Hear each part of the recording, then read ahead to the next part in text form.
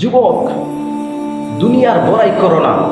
দুনিয়াটা কিছুদিনের জন্য, কিছুদিন হলে সবাই যেতে হবে। দুনিয়াতে এসেছো মুসাফির হিসেবে, আবার কিছুদিন পরে চলে যেতে হবে। আমরা দুনিয়াতে কেন এসেছি জানেন? যেমন মনে করেন, বাংলাদেশ থেকে বিভিন্ন দেশে অনেক মানুষরা যায়। কেন যায়? বলে বিভিন্ন দেশে গেলে লক্ষ লক্ষ টাকা ইনকাম করব, বাড়িতে বাবা মাকে দেব, তারা আমার জন্য সুন্দর সুন্দর ঘর, আমার ঘর বাড়ি সাজিয়ে রাখবেন। কিছুদিন পরে টাকা ইনকাম করার পর দেশে আসবো, বসে বসে আরাম আয়েশ করে খাবো আর ঘুমাবো। এমনটাই তো বাইরে দেশে যাওয়ার কারণটাই তো হচ্ছে।